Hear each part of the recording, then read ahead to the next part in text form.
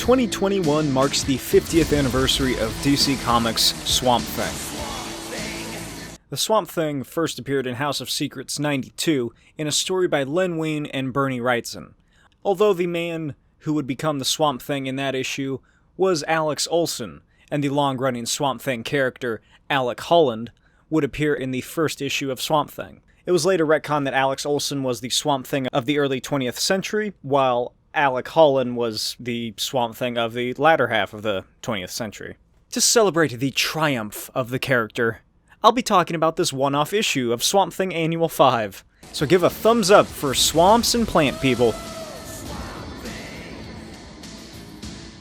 But before I get started, I have a few plugs to give you. Don't skip ahead, this is actually different from the last ones. I have a Patreon, and on this Patreon, I will be uploading pages from my work-in-progress horror western graphic novel, A Dead Fish in the Grass. It is probably going to be rated R if it was a movie, so, don't go in here if you're under the age of 18. It's pretty graphic, I'll say that. All 166 pages have been completely illustrated already. All that I'm doing now is digitally editing and lettering them. My plan is to get it published and sold in a tangible form, but until that happens, I'll just be uploading a couple pages to my Patreon each week. I will also be uploading pages from DESTRUCTO Boy and Other Exciting Tales there as well. DESTRUCTO Boy and Other Exciting Tales is a 40-page anthology made up of 3 stories that got published after I won a local contest last year. It is still on sale for $19.99 plus shipping in the description below. For $2 a month, you get access to DESTRUCTO Boy pages that I will be uploading each week. And at the $3 tier, you'll have access to both DESTRUCTO Boy and A Dead Fish in the Grass. So head on over there if you're interested. Released in 1989, written by Neil Gaiman, with art by Richard Piers Rayner, Mike Hoffman, and Mike Mignola. This is Swamp Thing Annual number 5. The book begins with the short story Brothers. Chester Williams and Liz Tremaine dig through Chester's old stuff from the 60s and 70s, looking for any valuable items that they can sell off for some extra scratch. Chester finds old comics, toys, a Woodstock poster he traded a Zappa bootleg for, and then he comes across a collection of political posters, like this one for a guy named Prez Rickard. Then he finds one calling for the vote of Brother Power. Brother Power was a character created by Captain America co-creator Joe Simon for DC Comics in 1968 as sort of a modern-day Frankenstein. Brother Power was a mannequin who was struck by lightning one day and became friends with some hippies named Nick and Paul, and later a girl named Cindy. He's kind of like Frankenstein meets Frosty the Snowman if he was a hippie. Unfortunately, as the comic's sales were slowly rising, it was canceled. The book wasn't popular with DC editorial, specifically Mort Weisinger, who, according to Carmine Infantino in a 1998 interview, Mort Weisinger was offended by the book, and he went to Leibowitz. At the time, he had an awful lot of weight, and the book was killed. Weisinger was vehemently against hippies being shown in any way that wasn't completely terrible and utterly loathsome. So, with that, the 3rd issue of Brother Power, the Geek, was never released. Although the art and story was completed, Joe Simon never talked about it. So Chester explains to Liz who Brother Power was and what happened to him. Reagan put him in a satellite and shot it into space. Liz says that the people who told him that were, obviously lying because she's never heard of Brother Power before, and it was probably just a prank, like when that cartoon duck ran for president. Cut to a secret government installation. A man with a metal hand named Steele is monitoring the trajectory of a crashing satellite called Daedalus B-103. NASA determines it'll land in the Gulf of Mexico, but they also predicted it would burn up in the atmosphere, which it hasn't. So he gets a paranormal on standby. The paranormal is Firestorm. Firestorm flies around until he gets to the satellite, uses his powers on it, but nothing happens, so he flies down to a payphone and tells Steele that the satellite is going to crash in Florida. Elsewhere, the satellite crashes in downtown Tampa, Florida. Firestorm apologizes and wishes Steele the best of luck and flies away. What an absolute waste of time. Who decided that this was the guy to do it? Plastic Man would have been a better job than this guy. In the burning heart of the crater formed by the satellite, a ragged man clambers his way out and says, "Oh, wow! That was really intense.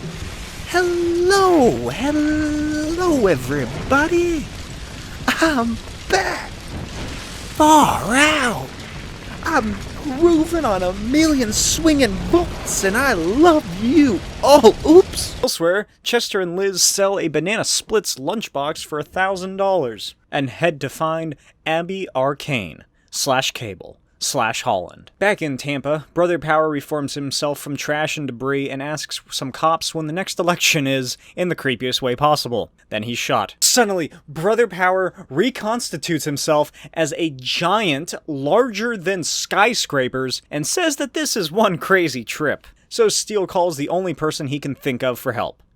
Batman. He tells Batman that this giant puppet is acting like Swamp Thing that one time Swamp Thing attacked Gotham a couple years ago. Batman doesn't exactly feel like flying down to hot and humid Tampa, Florida, so he tells them to go find Abigail Cable in Yuma, Louisiana. She should be able to help him, but they are to treat her with respect. As store mannequins dance and flying socks tell people to tune in, turn on, and drop out, and a giant doll leans against a skyscraper, a pregnant Abby sits by a campfire as three figures make their way toward her. She's met by Chester, Liz, and a government agent with a gun. The agent says that he's here to offer her a position as an on-site consultant for an incident going on in Tampa, but Abby tells him to fuck off. The agent says that, hey, she can either come with him and be a government advisor and get well paid for it, and have Matthew Cable's mysterious death be forgotten, or the local police will know where she is, and her baby will be born in a prison. So the helicopter lands and everybody climbs aboard. They later arrive at an airport and board a government plane as the agent, calling himself Gideon, explains that there are similarities between the creature in Tampa and Abby's old boyfriend, the Swamp Thing. Later in the evacuated Tampa, the group drives in an SUV towards the center of town, but something happens to Abby, and she demands that they immediately turn around. So they find a local hotel and stay there for the night. Gideon gives Abby a dossier on the creature and then heads down to the bar. Later, Abby is visited by a member of the Parliament of Trees, calling himself Jack in the Green, and Jack explains that the thing in Tampa is an elemental, just like the elemental that is inside of her. Never forget, she got pregnant when Swamp Thing took over John Constantine's body, sort of raping him, I guess. Anyway, the elemental forces apparently have difficulties approaching one another, so that's why she felt like, pain and was freaking out so much. Abby asks if Brother Power is another plant elemental, but Jack tells her that no, he is not. He is instead something else created by the Earth to become a champion. Once it had failed to do so, but now it is more than it was. It is a doll god, a puppet elemental. Abby asks what exactly she's supposed to do, and Jack tells her that there is nothing to do. That's the way of the wood. To wait and avoid. Then she asks what happened to Alec, and Jack asks if she knows. Abby says that she thinks she does, then Jack pieces out. Late in the night, Chester is awoken by Gideon, calling him down to the hotel bar. The two get into a philosophical debate about the ideology of the hippie movement. Gideon was once in the early waves of peace and happiness and free love, but he became disillusioned, while Chester was born a couple years afterward, but he still believes it full-heartedly. The two get progressively more and more drunk, and Gideon demands to know where the hell the utopian civilization he and the others dreamed about and fought for is. Then Chester gets up and leaves, but as he stumbles back to his room, he finds that the street has been destroyed. Then he's lifted up into the air by a giant Brother Power. Brother Power makes a smaller avatar of himself and starts talking to Chester. Chester says that Power would have made a great president, and then asks if it was his satellite that crashed. Brother Power invites him for a walk and asks who the president is. Chester explains that Bush is. Then he has to explain that Bush is a man, not an actual bush. Then they talk about Liz, and how Chester is afraid of losing her, as Brother Power says hello to the lampposts in the street. Eventually they make their way to the beach, and they sit in the sand. Hey, you're really freaking these people out. They don't understand you. Growing these huge bodies all over the place. It's just too weird, man. It's the 80s now. Just be like everybody else. Look out for number one. Chester? How many weeks was I away? Like, where did the beautiful people go? Weeks. 20 years. Bit more, maybe. A lot of things have changed. This ain't the America you remember. 20 years? Yeah, next election's not till 92. Thank you, Brother Chester. So you think I should cool it with the big bods, huh? Yeah. Then I know the groovy thing to do. Like Brother Peter and Brother Jones, I will go on a truly cool trip. I will find the heart of America. I will discover the real America. Hey, listen, when you reach Huma, you stop by and say hi, yeah? Me and Liz, we'd love to see you. Hey, you take care now. Man, oh man. Love. Chester and Brother Power part ways and head back to the hotel. Chester pours water on Gideon's face and tells him that his monster problem has been dealt with. Later, Abby, Chester, and Liz arrive back in the swamp. Abby tells them to keep most of the money Gideon gave her. She just needs it for the basics, like food and clothes. But Chester and Liz decline and say that they aren't the ones who need it. She'll be having a baby soon, which means hospital bills to pay. Abby climbs aboard the honorable Joe Simon boat and drifts off into the swamp as she asks who is going to a hospital. The end. Shaggy God Stories. In the beginning, I read this in a book once. In the beginning, there were 2 trees in a garden, and there were a couple of people in the garden, too. I forget their names. Where was I? Ah, yes, the garden. Well, the garden, the trees, well, somebody said, eat the fruit off anything you like, just not these 2 trees. One gives you the knowledge of good and evil, the other gives you eternal life. Hands off both of them. You follow me so far? Good. Well, they ate the fruit of the tree of knowledge. Naughty little meat creatures. The garden's owner got scared, terrified that they'd eat the fruit of the other tree and live forever like him. So they were thrown out of the garden, and the angels were set to guard the gates of the garden with flaming swords to guard the tree of life. What I want to know is this. Which fruit did I eat? And Alec Holland, god of the swamps, was he one of those trees at the dawn of time? Was he the gardener? They said I was mad, Milton. A long time ago, they did bad things to me, but I'm not mad. Milton, if you think I'm mad, just tell me. I won't be hurt. Exactly, Milton. I'm as sane as you are. A tree as big as the world. A serpent at its roots. An eagle in its branches. It's called...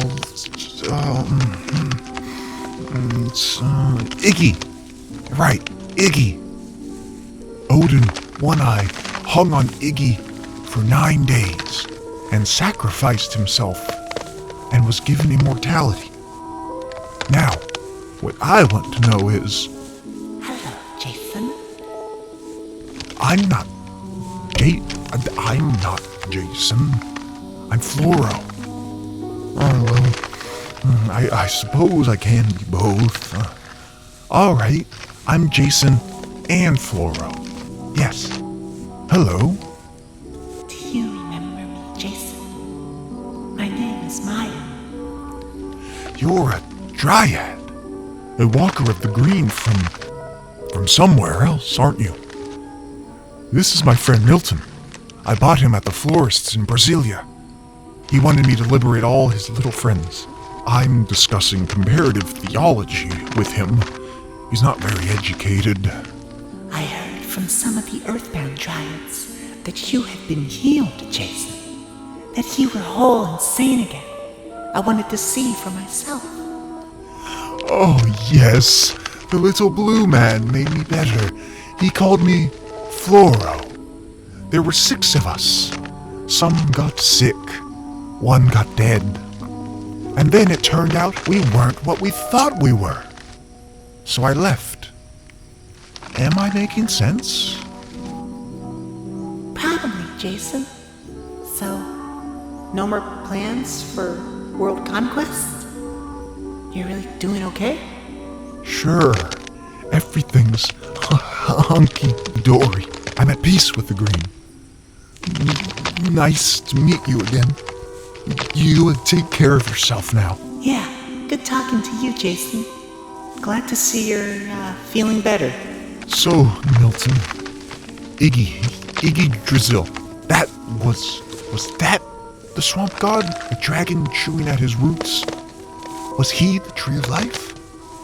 Now, in that book I told you about, it tells of a thorn bush, cruelly twisted into a crown shape, and a tree. They pushed the crown onto a meat man's head, and they put nails through his hands. Nails into a tree! Like Odin One-Eye, this man also gained immortality. The tree of life again. Was one of them the swamp god? The tree, the thorns? Perhaps the tree on which his snake-like Judas hanged himself.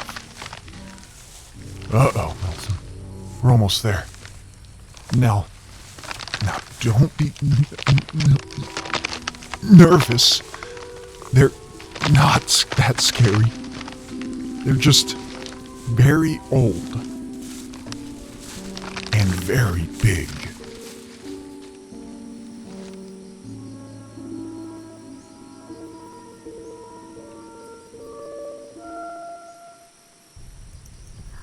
The Parliament of Trees bids you greeting, Woodrue.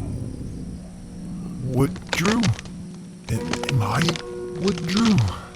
No, that's all right. I can be all 3. Call me Woodrue if you like. Thank you. Why have you come here?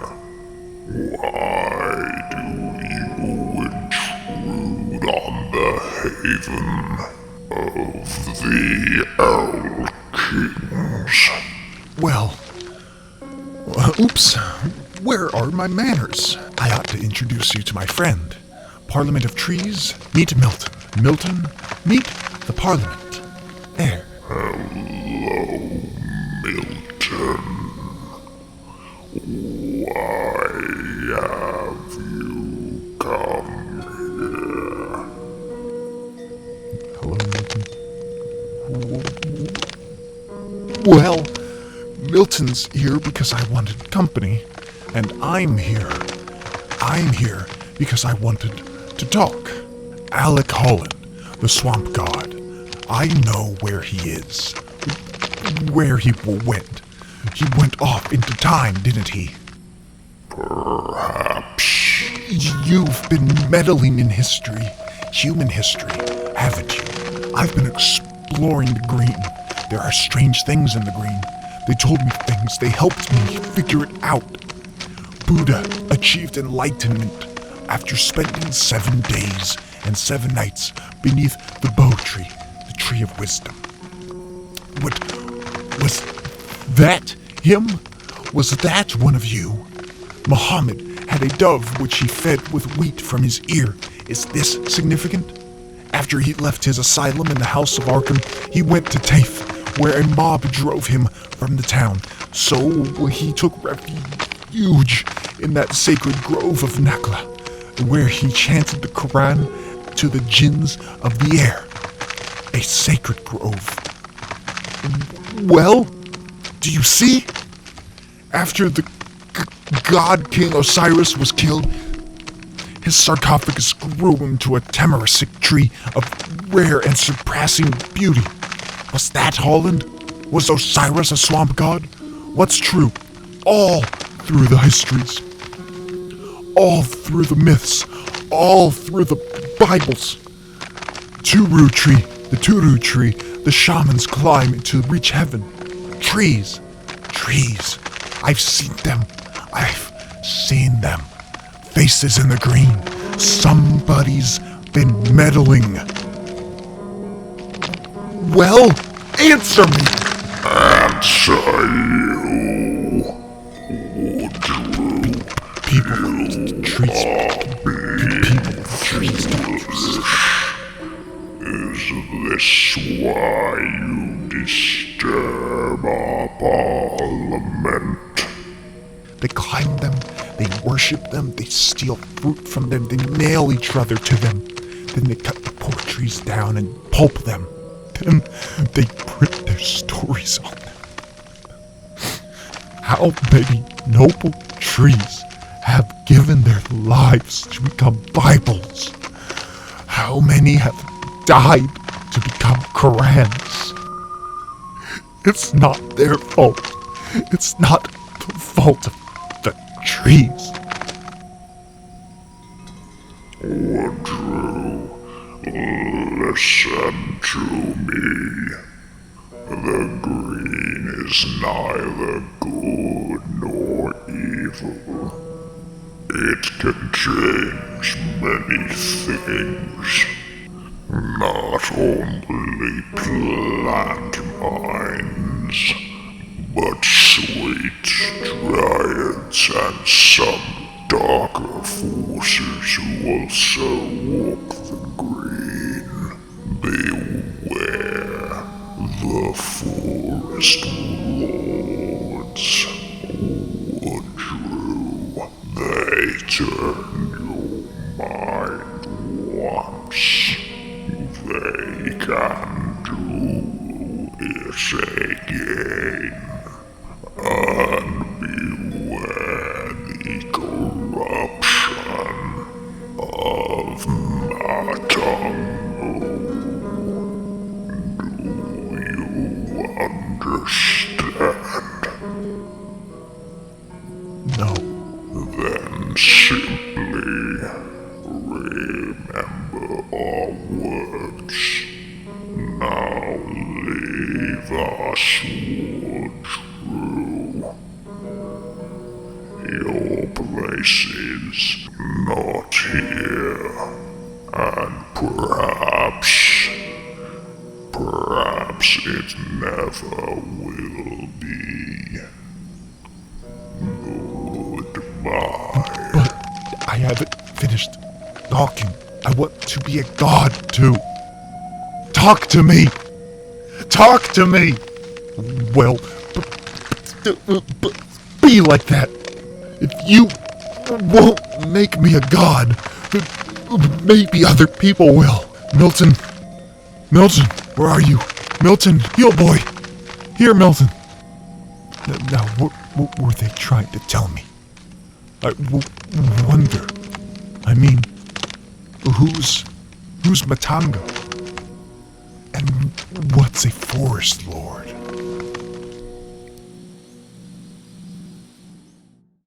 The end.